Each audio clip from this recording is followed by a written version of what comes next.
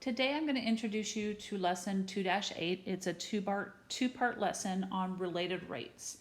And related rates deal with variables that change with respect to time. And we also use implicit differentiation. It's just a use of implicit differentiation. So for instance, if we had y equals 2x, so that's something that we have differentiated before in the past. We have taken, if we found the derivative of y, it would have just been 2. So basically this side would have been just 2. So if we found the derivative of this equation.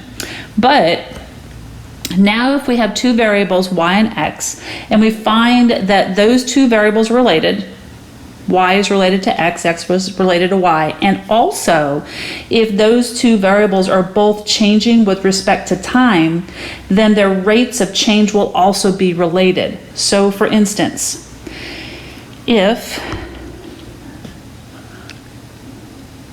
well, how do I want to put this? So if I have this equation and, whoops, x and y are related, and both variables are changing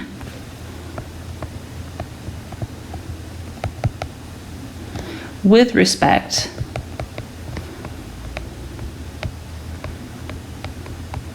to time, then their rates of change will also be related.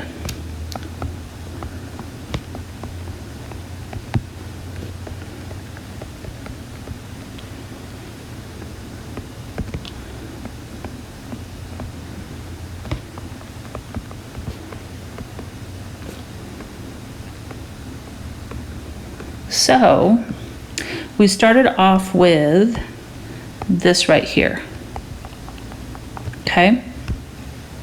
So if I took that, and I'm going to go ahead and write it here. So we did this with implicit differentiation.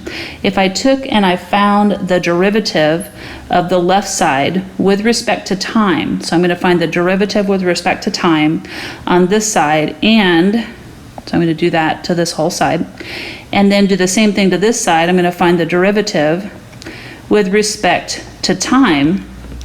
I'm going to end up with the following. So remember, these two, the t and the y, don't match.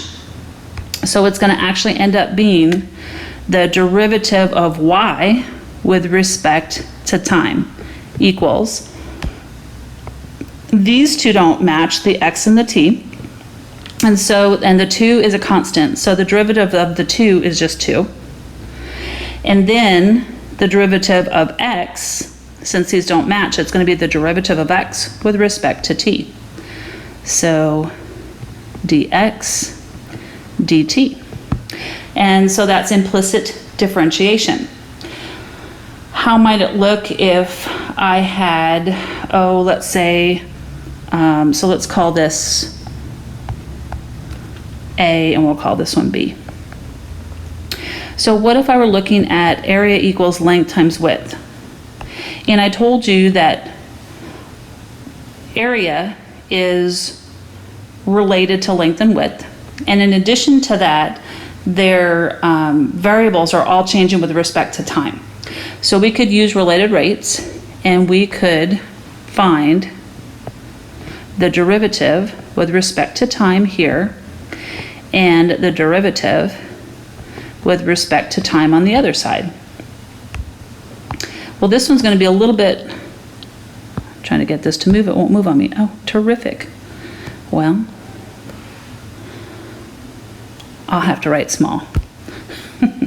Okay, so the left side, remember these don't match, so I'm going to end up just writing the derivative, whoops, I want black, the derivative of A with respect to t, so that's your left side. But the right side is L times W, so that's that quotient rule. So we're going to have to take the first and multiply it by the derivative of the second, plus the second times the derivative of the first. So the derivative of the first since these don't match, is going to be dl dt. The derivative of the second, since these don't match, is going to be dw dt. So the first, whoops, get my pen back. The first times the derivative of the w, so dw dt, plus the second times the derivative of L, dL dt. So we use the quotient rule. So that's essentially what we're going to be doing today. Okay, so we're going to change this to topic 2.8, and this is lesson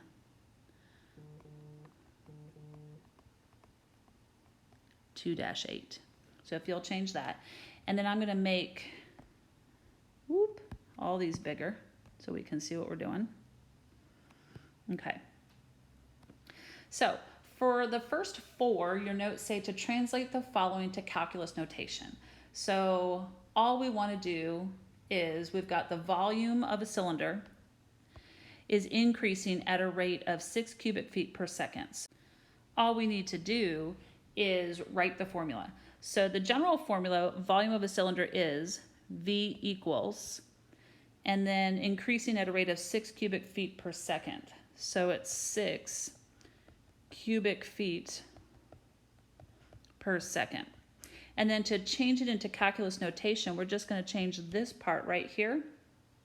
I'm going to change it to the derivative of volume with respect to time is equal to our 6 feet cubed per second.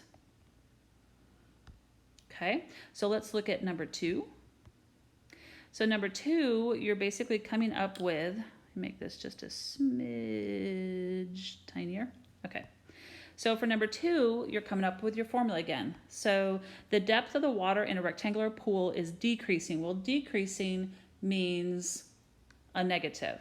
So we know on the other side of our equal sign, we're going to have a negative of 2 inches per hour. So the depth of the water, you could use D, but that gets a little confusing when we're using derivative notation. So I would say maybe height is equal to, and then your is where that equals goes. So the depth of the water in the rectangular pool, all of this here, that's your H. Is your equals, and then decreasing at a rate of 2 inches per hour would be negative 2 inches per hour. So then if we're going to write it in calculus notation, we're going to replace that with a derivative notation. So we're going to find the derivative of H with respect to time is equal to negative 2 inches per hour. Okay, so I want you to pause the video and I want you to convert number 3 and 4 on your own and then restart your video and you'll see the answers. All right, so your answer for number 3 is going to be the derivative of volume with respect to time. So it's volume equals 85, or vehicles, sorry, I don't know why I just said volumes, 85 vehicles per hour.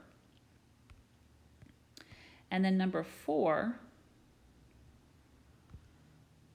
that one is going to be volume. Air is escaping, so that would be volume. So the derivative of volume with respect to time is equal to, since air is escaping, it's negative 15 cubic centimeters per second.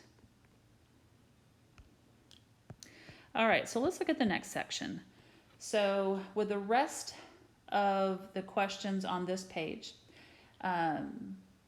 you're going to be given the formula and you're just going to take the derivative with respect to time. So it's just like what we were doing at the very beginning of this. So you're going to take the derivative with respect to time of both sides and you're going to have to follow your rules. The left side should be pretty easy on all of these. It's the right side that you're going to have to either follow your chain rule, follow the quotient rule, follow the product rule, whatever it might be. So I'm going to go through all these with you. When we get through to about number 8, you might want to pause the video, do all the rest on your own, and then check your work. and see how you do. If you want to work through it with me the whole time, then you don't have to pause the video. But you might want to pause it just to see if you actually know what you're doing. Okay, so for number 5, we're going to find the derivative of a with respect to t. And then I'm going to actually find the derivative of the other side. So remember, just like we did in our beginning, length times width, we've got the first, which is L, times the derivative of the second, dw dt, plus the second times the derivative of the first, which is dl dt. So that was our product rule. Number 6, circumference. The derivative with respect to time of the left is going to be dc dt, that's a d, equals, and then 2 is a constant, and so is pi. So 2 pi is going to be multiplied by the derivative of r. Well, r doesn't match t, so it's going to be the derivative of r with respect to t. That's all you're doing, related rates. We're going to do more with this tomorrow, so today is just an introduction.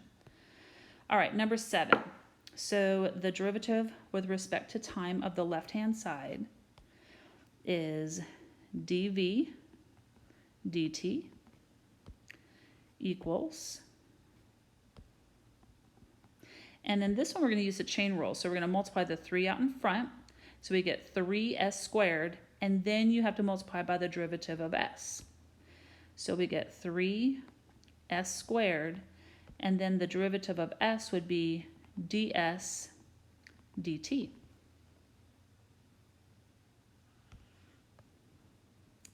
Well, let me put a box around that.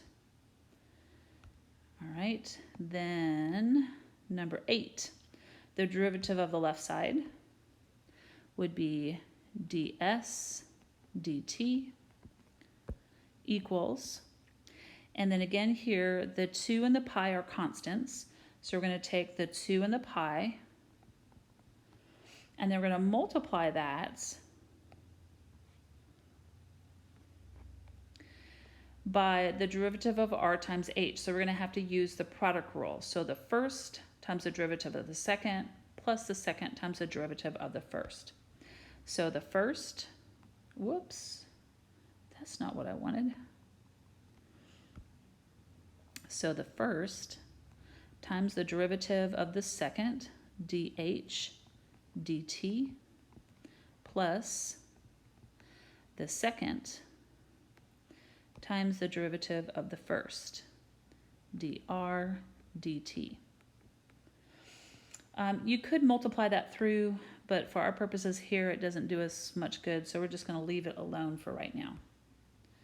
All right, number 9. The derivative of the left side would be dA dt equals, and then remember that pi is a constant, so we're going to multiply that times the derivative of r squared. So we got to use the chain rule there. So 2 times comes out in front of the r. So you get times 2r to the first, and then times the derivative of r, so dr dt. And then this should be rewritten as dA dt is equal to 2 pi r dr dt. So we wouldn't want to leave this looking that way. It's kind of out of order. All right, number 10. So the derivative of the left is going to be dp dt equals, the 4 is a constant, the derivative of s is going to be ds dt. So at this point, if you're feeling pretty comfortable with it, go ahead and do let's see, what have we got? Whoops, 11 through 14. Do 11 through 14 on your own. So pause the video, do 11 through 14 on your own, and then restart the video, and I will give you the answers to the rest. All right, so for number 11, you're going to have dv dt is equal to pi times, and then we're going to use the product rule here. So we're going to take, for r squared and h, so we're going to take the first, which is r squared, times the derivative of the second, which is dh dt, plus the second times the derivative of the first. So the derivative of r squared, you have to take times 2r to the first, and then times the derivative of r, which would be dr dt. So to rewrite this, I would probably, I guess I'm going to go ahead and distribute the pi since it's just a pi. So let's rewrite it as dv dt equals, and then for our first one, we're going to have, let's put pi r squared, because pi technically is a constant, so it should really come first. Dh dt plus, we're going to put the 2 in front, and I'm going to write my variables alphabetically. So 2 pi, don't forget to distribute that pi, and then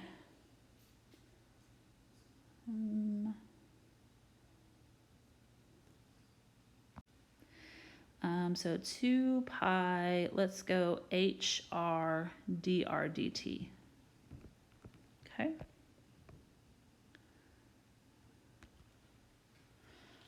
All right, and then 12. We've got the derivative of the left, which is dv dt is equal to 1/3 pi. And then this is just like the one that we did in number 11. We're finding the derivative of r squared h. So the first is r squared times the derivative of the second, dt, plus the second times the derivative of the first. Well, the derivative of 2r is 2r to the first times the derivative of r, dr dt. So let's rewrite all of that. So we get dv dt equals, and I guess we'll be consistent. We'll go ahead and distribute the 1/3 pi. Technically you don't have to, but since I'm having to reorder these anyway, I don't know, I might as well. So I've got, and I'm going to write 1/3 pi as pi over 3. So I have pi over 3 r squared dh dt plus 2 pi over 3 hr. I guess I could put all that in, let's put all that in the numerator. So we could put all that up here, rh, and then dr dt.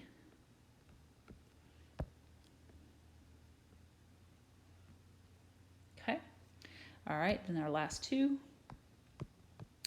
So 13, all right, so our left side is dv dt is equal to 4/3 pi is a constant, and so then we just need to multiply by the derivative of r cubed. So we're going to use the chain rule here. So times 3r to the second, and then times the derivative of r. So dr with respect to time, dt.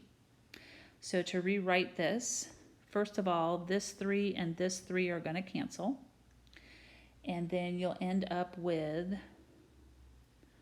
you will no longer have a fraction, yep. So you'll end up with dv dt is equal to 4 pi r squared dr dt.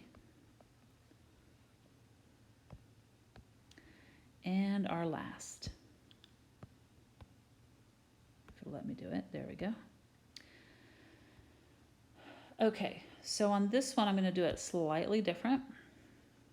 I want you to be remembering we're going to take the derivative with respect to t on this side and the derivative with respect to t on this side.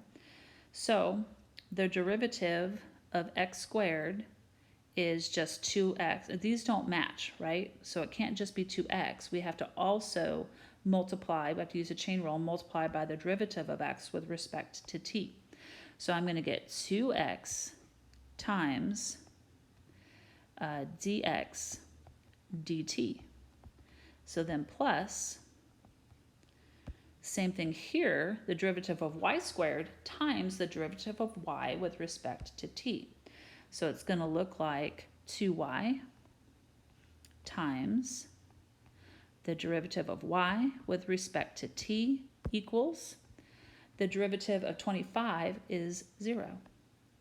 So this is your final answer, and that's all there is to it.